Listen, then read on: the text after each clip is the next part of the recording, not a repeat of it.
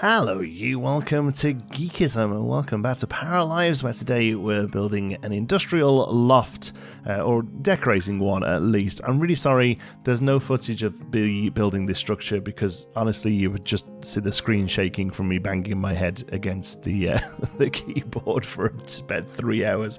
I tried to do, like some split level stuff. I'm really not getting on very well with that kind of stuff. A lot of people recommended James Turner's video.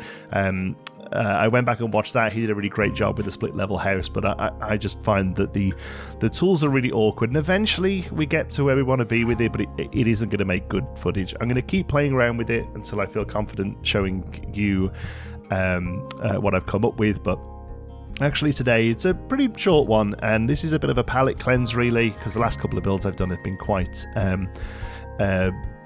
cluttered, I guess, really, for want of a better term, and this one is a little bit more sort of stripped down and minimalist. It's an industrial loft, so think back to sort of 60s New York, I suppose. That's kind of where these came from. It was the sort of end of the Industrial Revolution. There was a bit of a bust, and a lot of the factory space became empty and eventually got purposefully used for housing, but for a time it was used a lot for squatting. And it's interesting that this is a very different build design-wise to something like the Bohemian Apartments I did a little while ago, but they both kind of come from a very similar space. It was sort of artists and creatives moving in to old industrial space at the end of a revolution. So it's an interesting sort of mirror. But obviously this is much, much later in the US, and you still see these spaces now. This is a modern design.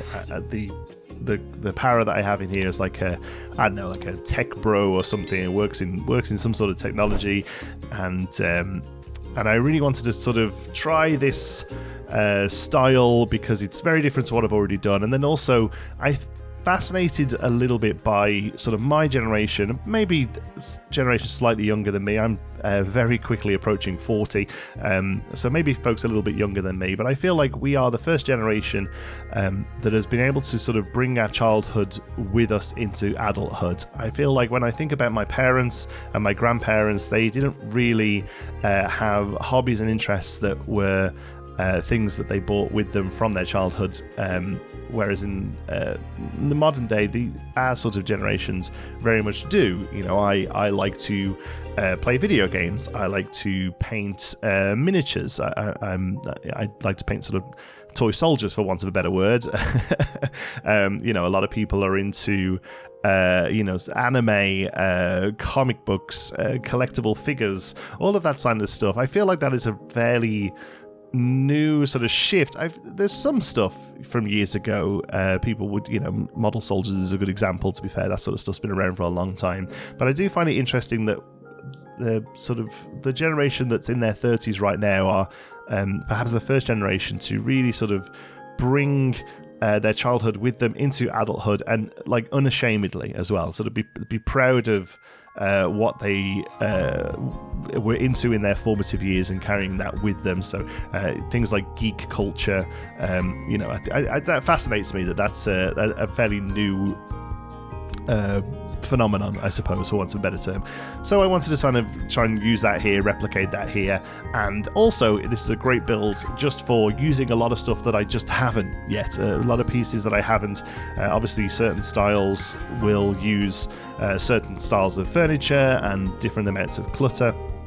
So here I got to use some of the anime models and the computer game pieces and the things like that, which I haven't really been able to put into a build yet. So it was a lot of fun in that regard, being able to use, again, just different tools in the game and realize that it handles it. Like pretty much every style I've kind of thrown at this game so far, I do feel like it's done a pretty good job of making me be able to replicate it. I feel like the boho style looked very different to the cottage style, which looked very different to the mid-century modern style, which now looks very different to this industrial style.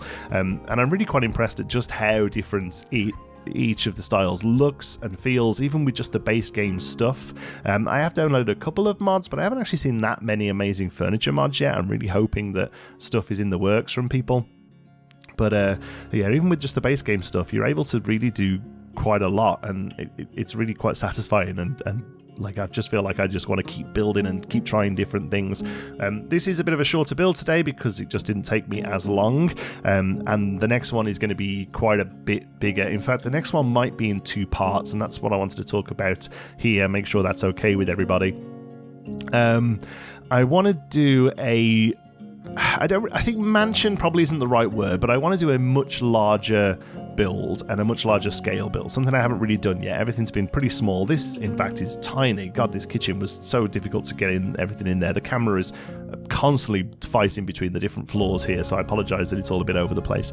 But I want to do something a little bit grander. I want to do a sort of Cape Cod style beach mansion. I think it'll look really great up by the lighthouse, so that's kind of what I want to do. And then the interior, I want to have a look at the Ralph Lauren style interiors that are very popular right now, and have a little talk about why we're seeing some of those older styles, those sort of you would maybe call them timeless older styles, coming back in, and how that sort of ties into the rise of conservatism in the US. And we won't get super deep on the politics, of course, but it's an interesting thing, and it's something that's been fascinating me, and I've been reading a lot about it lately, so I want to take a look at that. And again, it's just a very different style to what we've done already. It's going to be lots of brown leathers, lots of bookcases, whilst we have had a lot of books everywhere, I haven't actually built a library yet. That's something I'm really looking forward to.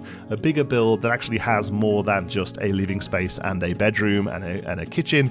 You know, we have a room just for books, and we have a sunroom, all that kind of stuff. So Cape Cod style architecture with a Ralph Lauren interior. That's what I'm working on next. It's going to be a much bigger build. But saying that, because of how much bigger it is, I think I might have to split the architecture and the interior into 2 separate videos.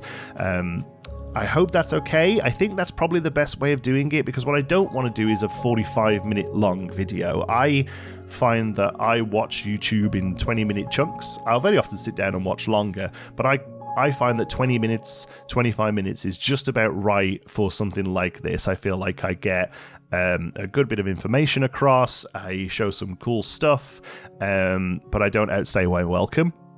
So I try and keep these to around that time. I'm willing to do longer content for more Let's Play stuff. So when we're playing things like 2 Point Museum or other sort of tycoon simulation-y stuff, I feel like an hour is fine there. But for this kind of thing where you're watching a time lapse of the build, I feel like 20 minutes is just about right. So saying that, there's no way I'm going to get the full exterior and interior of a mansion done in that sort of time without speeding it up like 2000%, and it would just look insane. So I think I'm going to split them up. Let me know how you feel about that. So I'm not really talking much about this build, honestly. There isn't that much to be said about the industrial design, really. It's very minimalist, and it still kind of leans into natural materials a lot. I don't really love the sort of plasticky or glass of something like maximalism or something like that. I don't really love that. I tend to lean towards still using wood, and even though these are probably sort of veneered, that's fine by me. Some of this stuff does get replaced out. This rug doesn't say. I actually think I changed the couch out as well for a leather couch, because this ended up looking a little bit too mid-century for me, so I wanted to go back and just dial it up into that industrial. We have this gorgeous coffee table, or I think it's actually a TV cabinet with like glass on top of it. I think that worked out really well there as like just an entrance area. You sort of move into the space from the main door and open up, and you need a sort of break from the front door to the couch, I think, even though this is a really quite small space. Honestly, I didn't plan for this to be so small. I picked one of the industrial lots down in the corner of the map and ripped out the building that was there and rebuilt this, and felt it was a perfectly sensible size until I tried to put the bed in and realised that I couldn't actually have the bed facing the one way because you wouldn't be able to get in either side. And I was like, well, it's built now, and I kind of like the idea of having to work into such a small space. The idea here is that it's like this tech guy does well for himself, but real estate is still expensive, so this is a small space that's been designed well. I think that's kind of what I'm going for here. The couple of plants, I really try not to put too many plants because it is so easy in these games to throw plants everywhere. some styles just don't necessarily lend themselves to having them, and also this is a young guy who spends a lot of time in the office. Plants might not be his thing, so I got 2 or 3 down, and then maybe they're gifts from mom to say you need some green in here. That's kind of what I'm thinking there. This guy's fairly into fitness as well, so we throw some stuff down, but obviously very limited on space. And then the last thing I do, I'm really happy with these. I found these online, these awesome sort of like minimalist movie posters, and I thought that's so like 20-something guy living on his own. This is exactly the sort of thing you'd have up on the wall. Last thing, I think we messed around with some lighting. I've had a couple of comments about this, and you're absolutely right. I always forget to do lighting. This is a problem in every single one of these games. Planet Coaster, Planet Zoo, The Sims, when I play anything, I always forget to go back and do light. So I made a conscious effort. Like today, I'm doing lighting because I feel like the style lends itself to some nice mood lighting, and you'll actually see the glamour shots, I call them, here at the end are in darkness, so you can actually see how that lighting plays out. I ended up not liking that Among Us poster. It felt a little bit too young, so we replaced it with another poster that's a little bit more adult. Even still, this guy is bringing his childhood with him into adulthood, like so many people are these days.